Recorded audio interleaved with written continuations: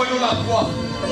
La croix nous montre que nos biens, il y a de cela 2000 ans, un innocent a été cloué. Oh oui, il a porté nos malédictions sur lui. Il est parti. On avait pleuré, on était désespérés. Mais une fois, on voit la croix, on dit que la croix est vide. Les tombeaux est vide, la croix est vide. La bonne nouvelle, en voyant la croix, il est vivant, il est défendu de la croix. Alléluia, alléluia, alléluia. Voilà pourquoi, avant d'introduire, alléluia, le messager de ce matin, alléluia, j'aimerais te préparer. Vous savez, avant qu'une femme soit enceinte, elle doit être préparée déjà. Alléluia, elle doit être préparée. Voilà pourquoi Dieu avait dit à Sarah, Sarah, prépare-toi l'année prochaine. À la même époque, Sarah, tu enfanteras. Alléluia. Marie, prépare-toi. Tu dois être déjà préparé. Au moment opportun, Marie, la Vierge, tu conserveras. Oh, c'est Dieu-là. Il fait des choses inimaginables. Non, non, non. Incalculable. Jésus, Jésus, Jésus. Ce matin, il est là, il est là. Il est là, il est là. Il est là, il est là, il est là. Il est là, il est là. Oh oui. Sous vos acclamations, j'appelle.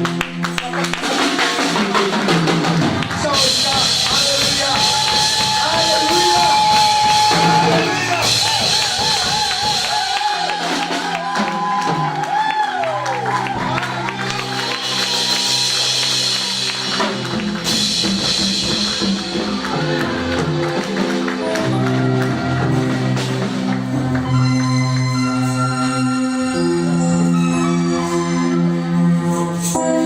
Amen. Dans l'instant, je suis très heureux. Amen. Je suis très flatté. Je suis abasourdi de voir que dans ce pays, il y a une église vivante francophone. Amen.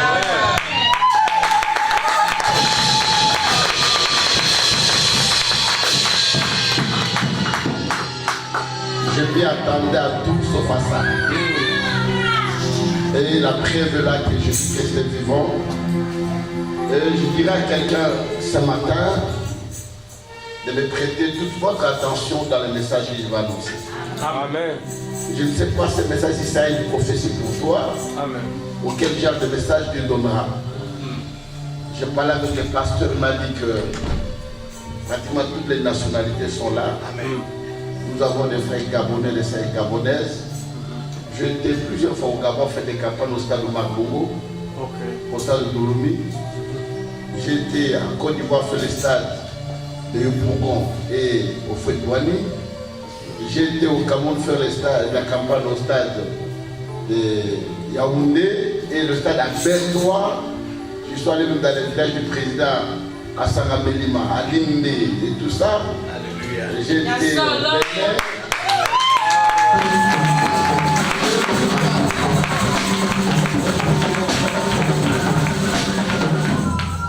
au Congo-Brazzaville, j'ai fait la campagne au stade Massamadeba. En Angola, au stade Citadela. Je pense que j'ai été aussi dans quelques au Togo et dans plusieurs pays francophones où le Seigneur m'a amené à annoncer la parole de Dieu. Et ce matin, Dieu a une parole aussi pour toi. Amen. Je vous prie de vous asseoir. Amen.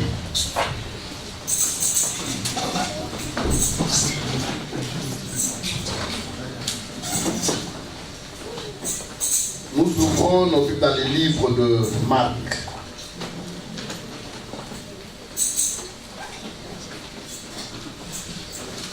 Marc, au chapitre 11.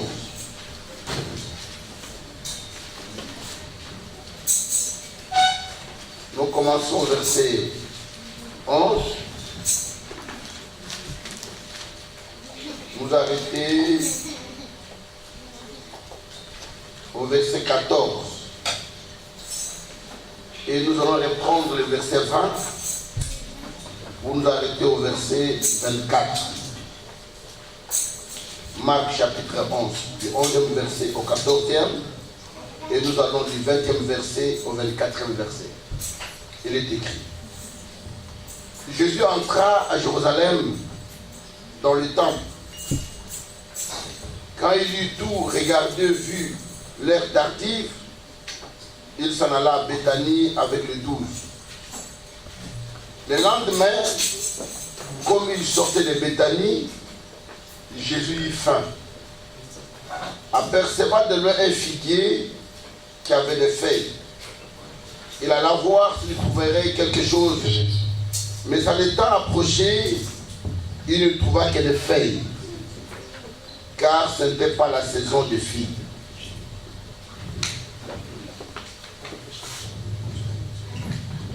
Car ce n'était pas la saison des figues.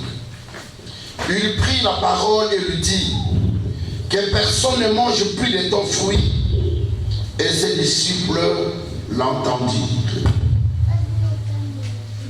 Le verset 20. Le matin en passant, les disciples virent les figuiers sécher jusqu'aux racines. Pierre, se rappelant ce qui s'était passé, dit à Jésus, Rabbi, regarde les figuiers que tu as maudits à sécher. Jésus prit la parole et leur dit, ayez foi en Dieu. En vérité, je vous le dis, si quelqu'un dit à cette montagne, ôte-toi de là et jette-toi dans la mer, et s'il ne doute point en son cœur, mais croit que ce qu'il dit arrive, cela lui sera accordé. Amen. Amen. Amen.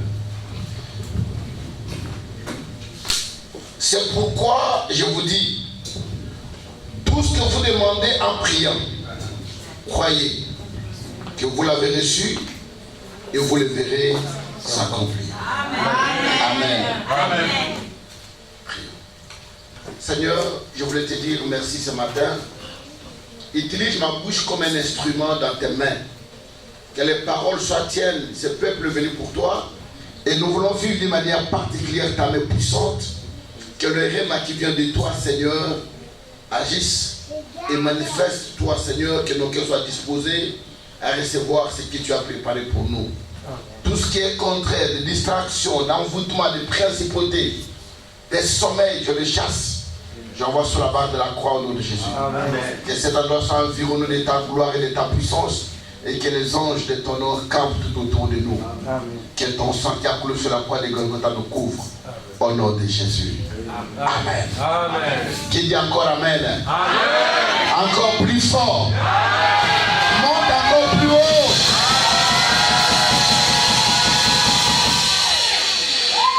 Chers frères et sœurs dans le Seigneur, dans le texte que nous venons de lire, un jour Jésus était à Jérusalem, l'heure était passée, l'heure était avancée, il a ses disciples d'aller à Béthanie.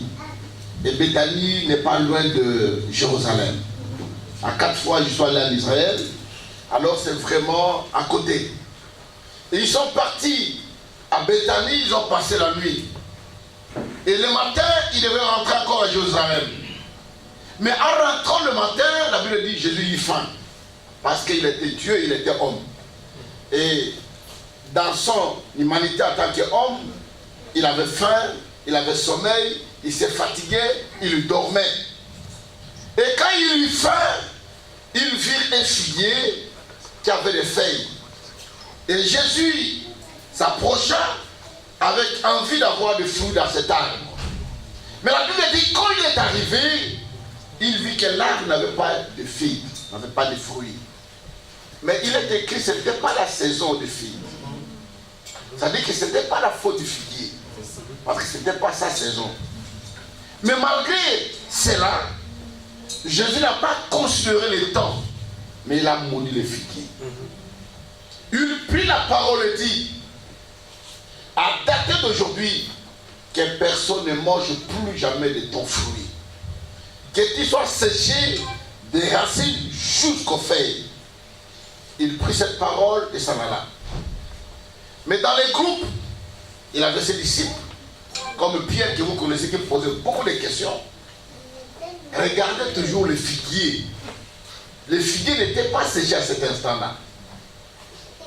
Pierre regardait toujours. Et ils sont arrivés à Jérusalem, ils ont passé la nuit. Le matin, ils devaient rentrer encore par Béthanie. Tout le monde est passé. Mais Pierre était resté derrière pour vérifier si exactement les figuiers étaient séchés. Il arrive à cet endroit, il rend compte que les figuiers étaient séchés des racines jusqu'aux feuilles. Il s'éclaire dit au Seigneur, Seigneur, Rabbi, regarde l'herbe que tu as maudit hier a séché des racines jusqu'aux feuilles. Je vais dire à quelqu'un ce matin, tu traverses un moment peut-être de désespoir dans ta vie. Tu es découragé, tu es abattu. Tu as perdu tout courage. Tu ne sais plus que faire. Même les gens sur qui tu comptais, aujourd'hui, ils sont fatigués. Ils ne savent plus que faire. Je le sais que plusieurs parmi vous ici, vous êtes en transit. Il y a même de ceux qui étaient venus pour ne pas rester ici. Mais ils ont même fait des familles ici. Yes, Amen. Il y a même de ceux qui sont là, qui ne peuvent pas demeurer, mais ils ont fait des demeures. Mais ce matin, je veux dire à quelqu'un, ne désespère pas. Amen. Chose à son temps.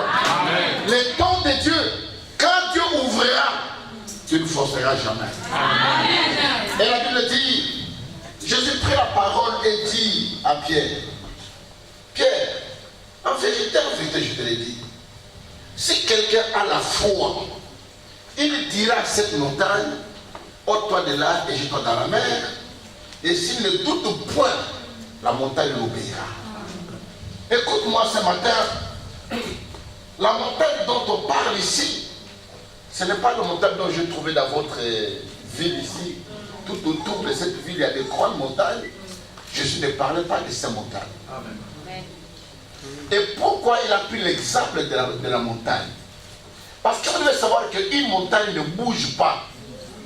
Même si on prend toute la ville d'Istanbul, on nous amène pour pousser une montagne, ça ne bougera pas. Ça veut dire que Jésus voulait parler d'une situation qui s'est enracinée dans ta vie, qui n'a pas commencé avec toi. Une situation qui a commencé avec tes parents, avec tes grands-parents. Dans votre famille, il y a une montagne qui s'est levée, dans laquelle le fils ne se marie pas. Le fils n'a pas de mariage. Personne n'est prospère. Il y a une maladie quelconque. Il y a la mort dans la famille. Il y a des échecs. Il y a des turbulences. Et à chaque fois que vos parents vous disent, ils vous racontent, voilà notre mère, voilà notre grand-mère, voilà notre papa, voilà notre grand frère, il a suivi telle chose. Et cette situation constitue une montagne dans votre famille, à laquelle tu ne vois pas par où tu peux commencer, qu'est-ce que tu peux faire. Mais Jésus dit à Pierre, tu diras cette montagne-là. Et ce matin, je ne sais pas quelle est la montagne qui se constitue dans ta vie. La pauvreté, l'échec, la maladie, la stérilité, le célibat, le chômage, la souffrance, la mort. Je ne sais pas quelle est cette montagne qui s'est levée devant toi, à laquelle tu n'arrives pas même à bouger, qu'il ne pourrait rien faire. Et cette situation qui te fait pleurer jour ou nuit, il y a des fois les gens pensent que tu dors, mais tu ne dors pas. Quand tu regardes les amis avec qui tu étais dans la maison où vous viviez, tout le monde est parti. Ils sont arrivés, ils vous appellent, ils vous disent je suis bien arrivé, je suis à tel endroit, j'ai déjà reçu le papier, je fais ceci. Et là où tu es, il y a des fois tu regardes la vie de cette personne-là, il avait une vie qui ne craignait pas Dieu. Toi tu priais tous les jours, tu viens à l'église, tu fais des sacrifices. Dans ce pays, il faut payer les loyers de l'église, il faut faire ceci, tu contribues. Mais cette personne-là, qui n'a jamais rien fait, il est parti. Tu n'as pas sommeil, tu ne dors pas. Mais ce matin, je voulais dire à quelqu'un, tu n'es pas en retard. Amen. Avec Dieu, on n'a jamais été en retard. Amen. Parce qu'on ne fait pas une course avec quelqu'un. On ne fait pas une concurrence avec quelqu'un. Chacun de nous a son temps. Amen. Ce matin, ton temps arrivera. Et quand ton temps arrivera, personne ne pourra trouver ce temps-là. dit Amen. Amen. Et la Bible dit, il lui dit encore, si tu as la foi, mes frères et sœurs, la foi ce n'est pas le fait de croire. Mais la foi c'est au-delà de la croyance. Au-delà de ce que tu ne peux pas. Écoutez, chers frères, un jour je suis en Belgique. Alléluia. Il y a une soeur qui s'appelle Aimée, peut-être qui me suit maintenant, à Bruxelles. Cette soeur-là, sa soeur l'a fait venir à Belgique. Ça faisait beaucoup de temps qu'elle était là. On lui a donné les rejets plusieurs fois. Elle n'avait pas voir les papiers, ainsi de suite. Elle ne pouvait pas travailler. Et sa grande soeur, qui travaillait, lui a donné, je crois, 2000 €. Il lui dit, garde cet argent. Ils sont en train de chercher un garçon que je connais pour faire un mariage à blanc avec lui. Tu vas lui donner les 2000 € et puis on va voir ce qu'on va faire. La sœur gardait l'argent. Et ce matin-là, la sœur est venue à l'église. Elle a commencé à écouter la parole que j'annonçais. Après le culte, elle entre au bureau. Elle m'a dit, papa, quand tu as prêché, je suis troublé dans mon cœur. Ma grande sœur m'a donné 2000 € pour les papiers. Et le gars doit venir ce soir. Que je le donne. On fixe la date entre mardi et mercredi, faire le mariage pour que je puisse obtenir les papiers. Mais quand tu étais en train de prêcher, mon cœur m'a dit que je te donne cet argent. J'ai dit, écoute, d'abord ce n'est pas pour toi, c'est pour ta soeur. De deux, je connais la situation des papiers ici en Europe. Si vous n'avez pas de papiers, tu ne peux pas travailler, tu ne peux rien faire. Même pour les soins médicaux, c'est difficile. Je t'en supplie. Il m'a dit, papa, mais c'est toi qui veux me prêcher la foi, tu commences encore à me décourager. C'est moi qui décide. Je vais le faire. La sœur est sortie, elle est partie chez elle. Elle est venue avec les 2000 €. Elle a venu, j'ai prié. Et le soir, parce que je prenais le train le même jour pour rentrer à Paris. Le soir, le gars est arrivé. Et la sœur, sa grande sœur appelle la sœur Aimée. Il dit, bon, la personne dont je t'ai parlé est arrivée. Viens avec les 2000 qu'on lui donne parce que demain, qu'on puisse fixer. Il dit, non, j'ai donné l'argent au pasteur. Tu dois aller prendre cet argent maintenant. Tu dois aller chez ça. Non, je lui ai déjà donné, puis il est déjà parti à Paris. Il dit, il va le suivre à Paris. Là, ça dit, non, moi je ne peux rien faire. Dieu m'a convaincu de faire cela. Amen. Je le fais et je crois que Dieu me donnera quelque chose de faire un miracle. Amen. Écoute, sa soeur, ce qu'il lui dit. Et comme tu as fait ça, si on t'attrape en cours de route et que tu es refoulé au pays, je n'enverrai plus l'argent, même à maman. Parce que si j'envoie l'argent à maman, toi tu vas manger. Alors, pour punir maman et toi, je ne ferai rien. Il dit, pas de problème, Dieu sait ce qu'il fera. Allez-y avec votre Dieu. Depuis que tu es venu, ça fait maintenant 3 ans. C'est Dieu ne l'a pas fait. C'est demain qui le fera. Et c'est mon argent. Tu vas rembourser cet argent-là. Il dit, pas de souci, je rembourserai petit à petit. Mais Dieu m'a convaincu de le faire. Amen. Une semaine n'était pas passée. Le vendredi, la lettre tombe pour lui dire qu'on lui a donné les papiers. Amen. Nous ne prions pas un Dieu qui est mort. Nous prions un Dieu vivant. C'est nous qui limitons Dieu quand on voit des problèmes dans nos vies, quand on voit des situations difficiles, quand on entend ce que les gens disent, quand on voit l'obscurité, nous pensons que Dieu s'est limité. Mais je voulais dire à quelqu'un ce matin que ton échec ne veut pas dire que Dieu t'a abandonné. Amen. Ton échec n'est pas le dernier mot de Dieu pour toi. Amen. Même si tu as échoué aujourd'hui, tu as tenté, tu n'as pas reçu, ça n'a pas marché. Mais laisse-moi te dire, il y a encore une seconde chance. Amen. Dieu le fera. Amen. Et il dit à Pierre, tu diras à cette montagne, oh toi de là, jette-toi dans la mer. Si tu ne doutes point, la montagne t'obéira. Amen. Si tu ne doutes point, ma soeur, peut-être le médecin t'ont dit, le médecin parlait, tu les as consultés, t'as dit, tu ne mettras plus jamais au monde à ta vie. Ton matrice est petit, les trompes sont bouchées, tu as telle situation, ton mari n'a pas de spermatozoïdes à tel pourcentage, tu as telle situation, tu ne peux pas. Laisse-moi te dire, ce sont les hommes qui ont parlé. Amen. Celui qui a la dernière parole, celui qui a le dernier mot, celui qui s'élève le dernier, il n'a pas encore dit le dernier mot. Je voudrais dire à quelqu'un ce matin que la dernière parole de ta vie, ce n'est pas ton père, ce n'est pas ta mère, ce ne sont pas tes frères, mais la dernière parole ne vient que de l'Éternel. Et quand lui, la chose arrive, la Bible dit, il appelle à l'existence même ce qui n'existe pas. Il est capable, même là où il n'y a pas de route, il dit même dans le désert, j'ouvrirai la porte. Même dans le désert, je vous donnerai à boire. Écoutez, chers frères dans le Seigneur, maintenant nous lisons la parole de Dieu, ça comprend la profondeur, ça comprend les quintessences de ce qui est dit dans la parole de Dieu. Regardez, la Bible dit, dans le désert où il n'y a point d'eau, dans le désert où il n'y a point de nourriture, les enfants d'Israël ont fait 40 ans dans le désert. Vous le savez, le désert, la nuit, il fait très froid. Le jour, il fait très chaud. Et la Bible dit, ils ne manquaient de rien. Ils ont eu de l'eau à boire. Ils ont eu à manger. Leurs chaussures n'étaient pas usées. Dans le désert. Et ce Dieu-là, la Bible dit, il n'a pas changé. Amen. Il est capable de le faire pour toi ici, à Istanbul. Tu n'as pas de frères, tu n'as pas de soeurs, tu n'as personne, mais tu as Jésus-Christ de Nazareth.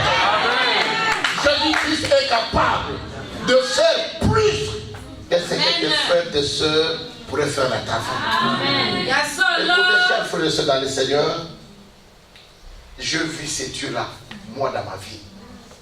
Nous sommes restés orphelins de père et de mère à 8 ans. On quitte la ville, on nous amène au village. Natal au village, depuis qu'on est né, on n'a jamais été au village. Vous allez partir au village où vous ne connaissez personne. Vous ne vivez pas dans des belles maisons que vous avez laissées, mais vous vivez dans des huttes, dans des cabanes, dans des maisons sans forme, des maisons qui n'ont même pas de fenêtres, des terres cuites. Une vie pénible, une vie difficile. Mais le jour que j'ai rencontré Jésus-Christ dans ma vie, c'est le jour où toute ma vie avait changé. Amen. J'habitais Ngaba. J'étudiais à Matisse vers des bonhommes, à l'école des Caraïbes. Pendant tout ce temps que j'ai quitté Ngaba pour y aller à Matete, je ne suis jamais monté dans le bus. Je faisais le pied. Tu te réveilles à 6 h du matin pour arriver à 8 h déjà fatigué. Après le coup, tu dois faire encore le pied. Tu rentres, tu habites chez les gens. Soit ils ont préparé de l'espace, soit ils n'ont pas préparé. Et demain matin, tu dois faire encore le même exercice pour y